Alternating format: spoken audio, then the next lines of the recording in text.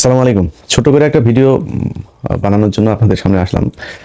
একটা জিনিস না বলে পারছি না, সেটা হলো পিনাকি ভট্টাচার্য। তার ভিডিও আমি আগে এত নিয়মিত দেখতাম না, যতটা নিয়মিত এখন এই গেল ৩-৪ মাস ধরে দেখি। ধরেন ২টা ভিডিও দেখতে পারি নাই বা ৩টা ভিডিও দেখতে পারি নাই, এক সপ্তাহ পরে যা ৩টা ভিডিও একসাথে দেখে নিচ্ছি। এইভাবে দেখি আমি গেল কয়েক মাস ধরে। আমি তার এত ফ্যান কখনো ছিলাম না যতটা ফ্যান এই মুহূর্তে। তো কেন দেখি? এখন ধরেন আওয়ামী লীগ সরকার ক্ষমতায় ছিল, তখন হিন্দুরা যখন ব্যাপক সুযোগ সুবিধা নিত, পিনাকি ভট্টাচার্য দেশ চালো। তারপরে ফ্রান্সে আসার পরে ধারাবাহিকভাবে এই পুরো আওয়ামী লীগের সময়টা সে আওয়ামী লীগের বিরুদ্ধে কথা বলেছে, ভারতের বিরুদ্ধে কথা বলেছে, ভারতের পণ্য বয়কটের পক্ষে কাজ করেছে। এরপরে ক্ষমতা থেকে গেল, যাওয়ার পরে ইউনূস আসলো।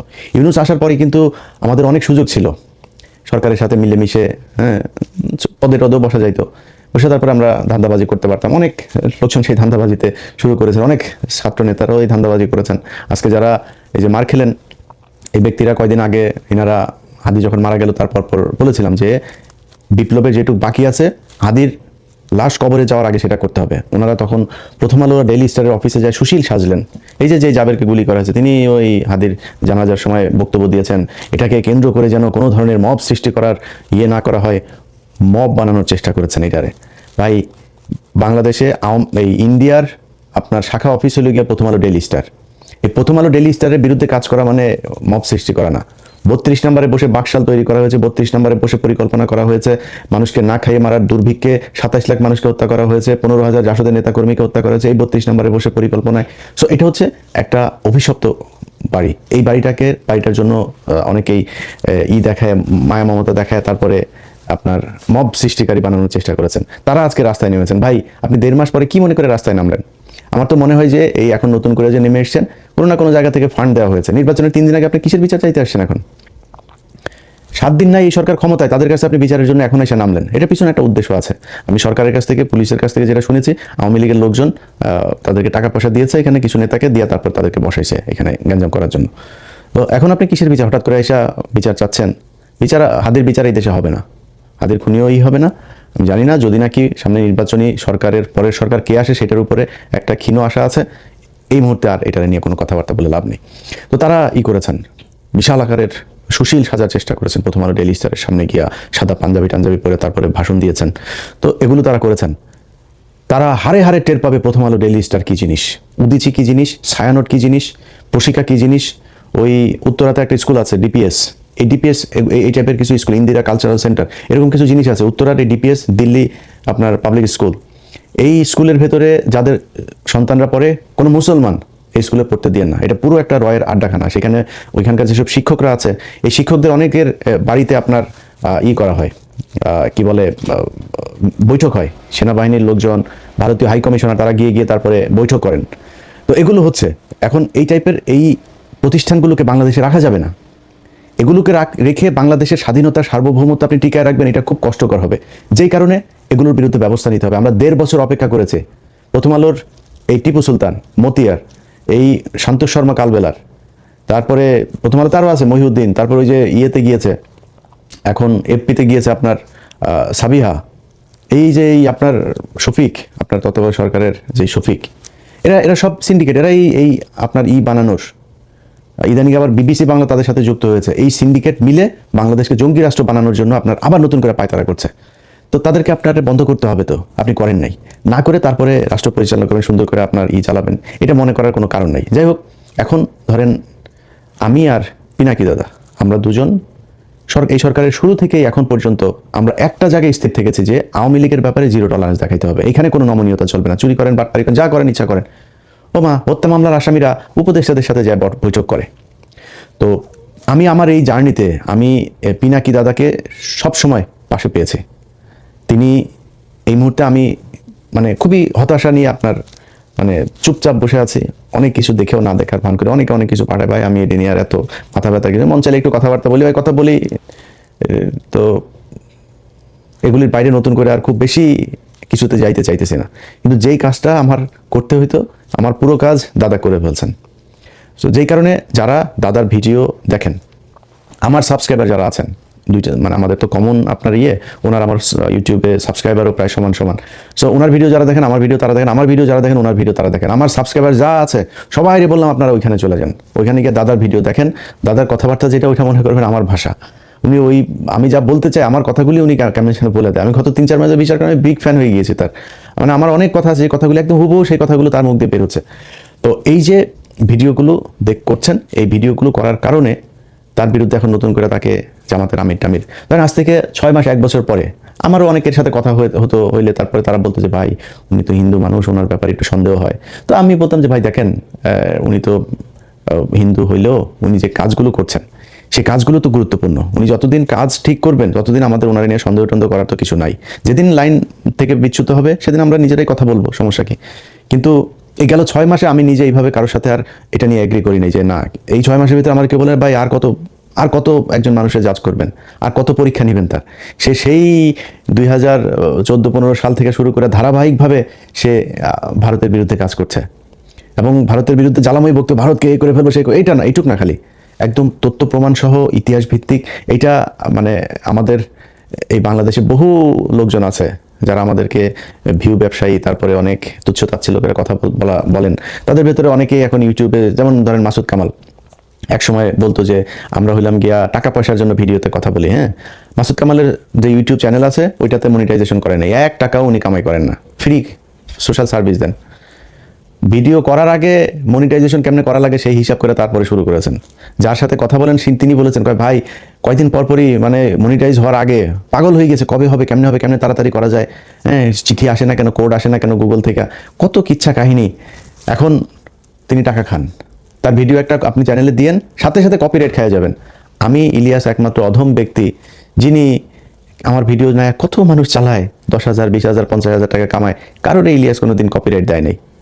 বুঝছো, আমরাই হইলাম গিয়া খুব অনাহারি অভাবী, ইউটিউবের টাকা দিয়ে আমরা চালাই। এই ইউটিউবের টাকা তো খাই, আমার ইউটিউবের টাকা আমি খাবো না তো আপনি খাবেন?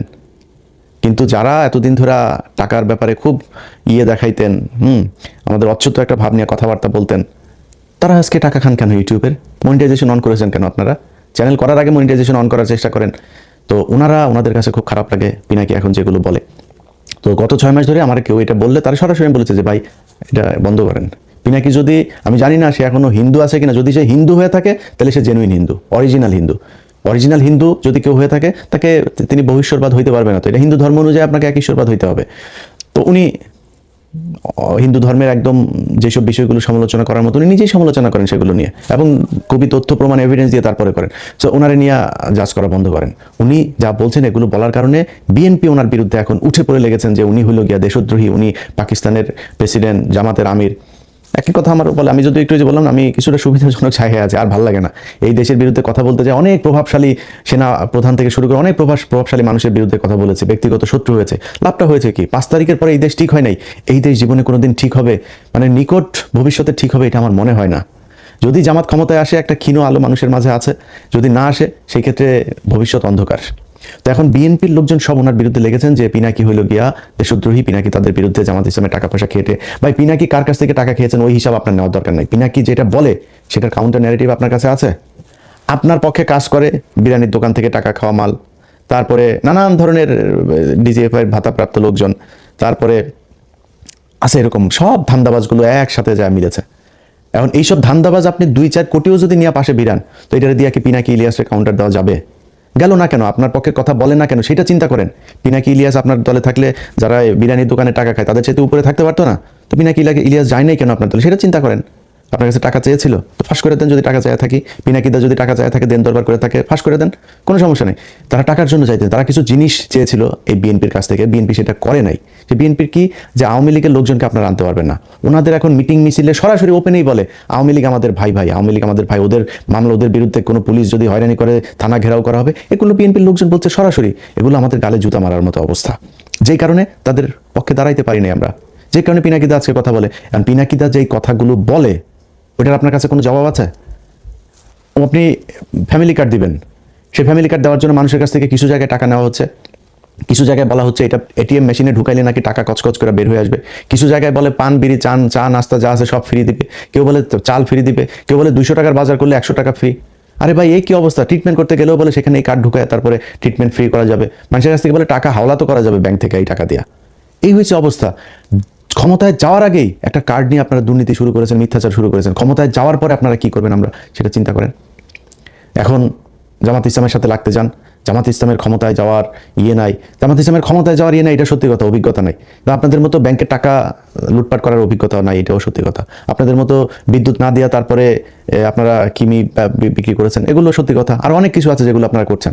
তো এই যে কাজগুলো করেছেন এটা তো জামাতের নাই। জামাত ইসলামের অভিজ্ঞতা আছে কিসের? জামাত ইসলাম তাদের সংগঠন, তাদের নিজস্ব প্রযুক্তি, নিজস্ব চিন্তা ভাবনা, নিজস্ব পলিসি দিয়ে সাউথ এশিয়ার ভেতরে শীর্ষস্থানে নিয়ে গিয়েছিল তাদের ইসলামী ব্যাংকে। তাদের প্রতিষ্ঠানে যান, কোনো গ্যাঞ্জাম আছে? তাদের প্রতিষ্ঠানে যান, কোনো লস আছে? তাদের প্রতিষ্ঠানে কোনো বিশৃঙ্খলা আছে? নাই। সবগুলো প্রতিষ্ঠান সুন্দরভাবে চলছে। তারা এই প্রতিষ্ঠানগুলো যদি সুন্দরভাবে চালাইতে পারে তাহলে রাষ্ট্রটাকেও সুন্দরভাবে চালাইতে পারবে। তাদের ব্যাংক যদি এত সুন্দর হয়, আর সরকারি ব্যাংকগুলো প্রতি মুনাফা তারা টানাপোড়ানের ভেতরে আছে, সব সময় প্রতি বছরই বাংলাদেশ ব্যাংকের তাদেরকে আপনার দিতে হয়, পুঁজি দিতে হয়, না দিলে ব্যাংক বন্ধ হয়ে যাওয়ার মতো অবস্থা। আর ইসলামী ব্যাংক হু হু হু হু করে উঠেছে। এই গেল 15 বছরে হাসিনা যখন এই ব্যাংকে নিয়েছে তখন আবার এটা লুটপাট শুরু হয়েছে, এটা নিচের দিকে অধঃপতন শুরু হয়েছে। আবার জামাত ইসলাম নিয়েছে, এখন আবার উপরের দিকে যাচ্ছে। তো তারা তো এই অভিজ্ঞতা দেখিয়েছে যে সৎ যোগ্য লোকজন দিয়ে কিভাবে তাদের প্রতিষ্ঠান পরিচালনা করা হয়, ওই লোকজন দিয়ে তারা রাষ্ট্র পরিচালনা করতে পারবে। এখন আপনি কি করতে পারবেন? আপনারা যারা চাঁদা নিয়ে বহিষ্কার হয়েছে তাদেরকে দলে এনেছেন, ঋণ খেলাপি যারা, সেই খেলাপি ঋণগ্রস্তদেরকে আপনি দলে মনোনয়ন দিয়েছেন। ভাই বিএনপির রাজনীতি এখান থেকে বের হয়ে আসতে হবে। পিনাকি আর ইলিয়াসকে নিয়ে সারাদিন গুতাগুতি করে লাভ নাই। আপনারা নিজেদের পলিসি নিজেরা চেঞ্জ করতে হবে। যেই লোকজনকে দিয়ে আপনি টাকা পয়সা নিয়ে 5 কোটি টাকা নিয়ে আপনি মনোনয়ন দিয়েছেন, সে 50 কোটি টাকা ইনকাম করবে, এটাই স্বাভাবিক। একদম মানে জাস্ট একটু সুবিধাজনক জায়গায় থাকার জন্য বললাম। 0.1% সৎ, একদম 99.9% একদম সব অসৎ। এই বিএনপিতে সব অসৎ। এখন অসৎ মানেই আবার এখানে আবার কিছু বিষয় আছে। বিএনপিতে বিশাল একটা সংখ্যা আছে যারা এন্টি ইন্ডিয়ান। বিএনপিতে অনেক ভালো কিছু মানুষ আছে, ভালো মানুষের সংখ্যা কি সেটা আমি জানি না, কিন্তু এই সরকারি টাকা পয়সা টেন্ডার নিয়ে তারপরে আমার এই কথাটা শুনে যাদের বিএনপি যাদের খারাপ লাগে, আমার অনেকে বিএনপির এমপি ক্যান্ডিডেট অনেকের সাথে ভালো সম্পর্ক আছে, তো ওনাদের অনেকে কষ্ট পাইতে পারেন। ভাই আমার এই ভিডিওটা পজ দিয়া চোখটা বন্ধ করে একটু চিন্তা করেন তো, যে আপনি আগে এমপি ছিলেন বা এবার এমপি হবেন, হওয়ার পরে এই যে টেন্ডার নিয়ে সরকারি টাকা 200 কোটি টাকার একটা প্রজেক্ট থেকে 30 কোটি টাকা আপনি খাবেন না? নিজের মানে আমার গালি দেওয়ার আগে নিজের বুকের মধ্যে হাত দিয়ে চোখটা বন্ধ করে একটু জিজ্ঞেস করেন খাবেন কিনা। তা এটার মানেই তো অসৎ, এটাই বুঝাইতে চেয়েছি। 99.9% তাদের এটা ব্যবসা হিসাবে নিয়েছে, যেটা এটা সিস্টেমটা এইরকম। এই সিস্টেমে বাংলাদেশের রাজনীতি চালানো যাবে না, কারণ এমন একটা দল আপনাদের ঘাড়ের উপরে নিঃশ্বাস ফেলছে যারা 1 টাকার দুর্নীতি করে না, যারা কারোর বাড়ি ঘর দখল করে না, যারা ঘুষ খায় না, সুদ খায় না, যারা আরেকজনের মেয়েকে দেখে ইভটিজিং করে না, যারা ওই আপনার বাড়ি করতে গেলে রড সিমেন্ট ইট দেওয়ার জন্য আপনার বাড়িতে যা হামলা চালায় না, আপনার দোকানে গিয়ে চাঁদাবাজি করে না, সেই দলটার সাথে আপনাকে কম্পিটিশনে থাকতে হইলে আপনাকে ওইরকম কোনো একটা কিছু নিয়ে আসতে হবে। আগের পলিসি দিয়ে রাজনীতি করতে গেলে আওয়ামী লীগের সাথে নিয়ে না, আওয়ামী লীগের সাথে আরও কোনো দল যদি সাথে নেন সেগুলো নিয়েও লাভ নেই, কারণ সাধারণ মানুষ বুঝতে শিখেছে। ঘরের মধ্যে বসে একটা নারী ফোনের মধ্যে দেখছে যে একটা মেয়ে ভোট চাইতে গিয়েছে, তার পেটের মধ্যে লাথি মারা হয়েছে, আপনার ভোট দিবে সেই ব্যক্তি? আপনি জোর করে মানুষের কাছ থেকে আপনার সামনে ধানের শীষের মিছিলে যাবে, সেই ব্যক্তি ভোটের দিন দাঁড়িপাল্লায় ভোট দিবে? আপনি জিতে যাবেন? এত স্বপ্ন দেখা উচিত না। যাই হোক, আমাদের নিয়ে সমালোচনা না করে আপনাদের উচিত হবে এই নিজেদের সংশোধন করা। নিজেদের সংশোধন করলে আমার মনে হয় আপনাদের দলের জন্য ভালো হবে। সবশেষ সবাইরে আবারও বলি, পিনাকিদার ভিডিওগুলো, প্রতিটা ভিডিও যারা দেখেন নাই তারা গত 2 মাস ধরে কি কি ভিডিও করেছে পিছনে যায় ওনার চ্যানেলে গিয়ে তারপরে সাবস্ক্রাইব করে আসবেন। সাবস্ক্রাইব করবেন, যাদের মনে হয় যে যারা দেশের জন্য কাজ করে তাদের চ্যানেলে সাবস্ক্রাইব করবেন, তাদের পেজে ফলো দিয়ে রাখবেন। আশপাশের লোকজনকে নিয়ে ফোন দিয়ে তারপরে দাদার চ্যানেলে বলবেন যে এই ফোনটা দেন, ওর চ্যানেলে ইউটিউবে ঢুকে দাদার চ্যানেলটা খুঁজে বের করে সাবস্ক্রাইব করাই দিবেন। প্রথম আলোতে যদি 20 মিলিয়ন ইউটিউব চ্যানেলে সাবস্ক্রাইবার থাকে, ওইখান থেকে বের হবেন, বের হয়ে আসে দাদার চ্যানেলে ঢুকবেন। এটা দেখার দরকার আছে। মানে আমি আর আমার নিয়ে মার্কেটিং করলাম না, কারণ আমি ভাই খুব অসহায়ের মতো আছি, আমার মানে ভাল লাগে না। আর এই গত 13 বছরে যা